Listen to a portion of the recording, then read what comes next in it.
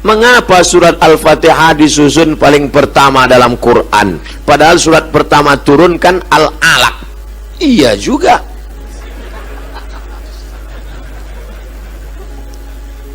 Di Medan ini kita kalau tanya jawab cerdas pertanyaannya. Nampak betul orang Medan ini hebat-hebat ilmunya. Tempat lain tanya, Ustadz, kenapa Nabi Adam sama Hawa itu nikahnya siapa pak kuahnya? Gitu.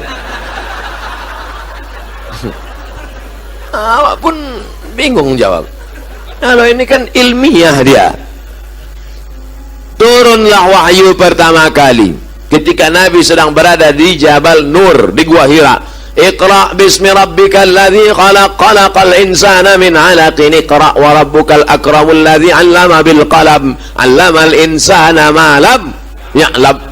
Nabi pun menggigil kedinginan, turun ke bawah sampai di bawah, lalu kemudian dia minta kedinginan, diselimuti oleh Khadijah. Ketika sedang diselimuti, turun ayat, ya ayyuhal muddatsir, hai orang berselimut, qum, bangun, fa'anzir, beri peringatan. Lalu dia pun disuruh beri peringatan. Siapa yang mesti diberi peringatan? Turun yang ketiga, wa anzir ashiratakal aqrabin, berilah peringatan kerabat-kerabat dekatmu. Dipanggillah pakciknya, pamannya, bibinya semua, dibawanya ke depan bukit Jabal Sofa, Jabal Marwah, bukit Sofa, bukit Marwah. Nabi pun naik ke atas bukit Sofa. Sampai di atas bukit Sofa, Nabi berkata kepada orang Makkah, hai penduduk Makkah, kalau ku katakan di belakang Jabal Abi Qubais ini ada kafir musyrik yang mau menyerang kita, apakah kalian percaya? Sadaqnaka, kami percaya ya Rasulullah. Kalau ku katakan di belakang ini ada musuh mau menghancurkan Makkah, apakah kalian percaya? Kami percaya ya Rasulullah. Kalau ku katakan aku sudah dapat wahyu dari Jibril, aku Nabi, kalian percaya? Datang Abu Lahab, tabban laka ya Muhammad, celaka kau Muhammad. Turun ayat, tabat yada abi lahabi wa tabba ma aghna anhu maluhu wa ma kasaba sayasla naran dzata lahab wa imra'atuhu hammalatal hatab. Jadi kalau begitu susunan Al-Quran, yang pertama Iqra, yang kedua ya ayyuhal muddatsir, yang ketiga wa anzir ashiratakal aqrabin, yang keempat tabat yada abi lahabi wa tab. Pas kita buka Quran sekarang di Medan, yang pertama Al-Fatihah, yang kedua Alif Lam Mim. Jadi Quran mana Quran Medan nih? Quran yang ada di Lauhil Mahfuz, fi Lauhim Mahfuz, yang ada di Lauhil Mahfuz itu susunannya pas macam susunan yang ada di Medan. Al-Fatihah, Al-Baqarah, Ali Imran, An-Nisa, Al-Maidah, susunannya pas. Lalu kemudian turun ke tempat transit namanya Baitul Izzah. Turun di tempat Baitul Izzah, berhenti dia di Baitul Izzah.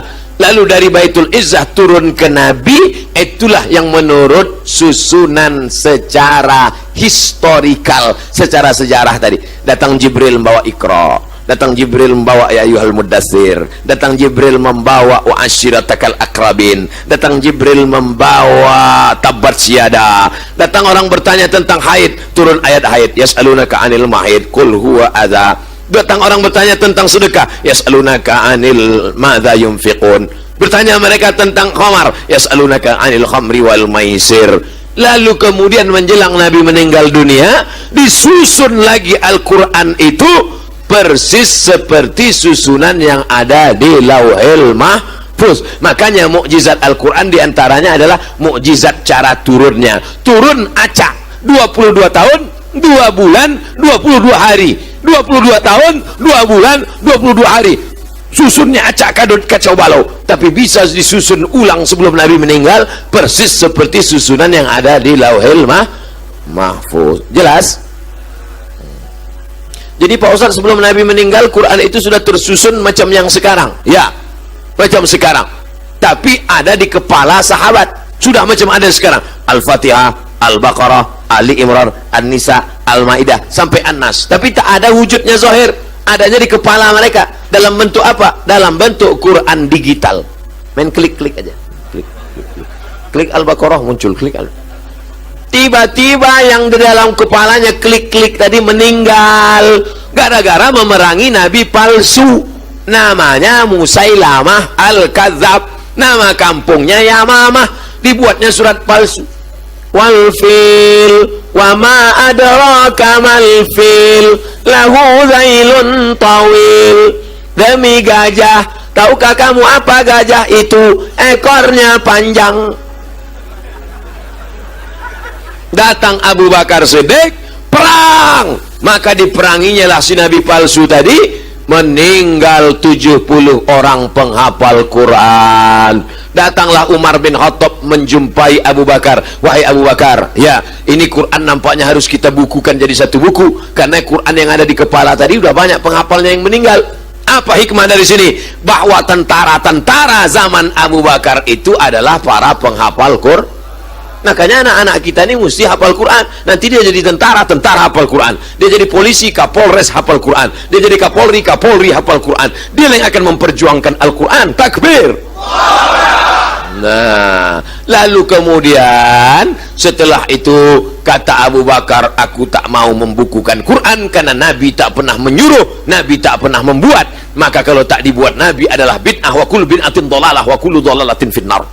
Kata Umar, ini kalau tak kita buat nanti hafal penghafal sudah banyak meninggal, ada manfaatnya. Akhirnya Allah membukakan pintu hati Abu Bakar, lalu ditusunlah tim, diambillah Quran-Quran yang tertulis di pelepah korma, di tulang onta, di batu lepes. Akhirnya jadilah satu Quran tertulis, tapi sudah ada di kepala para sahabat, mutawatir. Kalau satu orang gharib, kalau dua orang aziz, kalau tiga orang masyhur. Tapi kalau menghafal banyak orang, hafalannya sama, namanya mutawatir. Besok katanya ada pengajian Ustaz Somad ya? Iya. Jadi tak? Ini udah mutawatir ini. Nah, itu artinya udah viral. Itu maksudnya.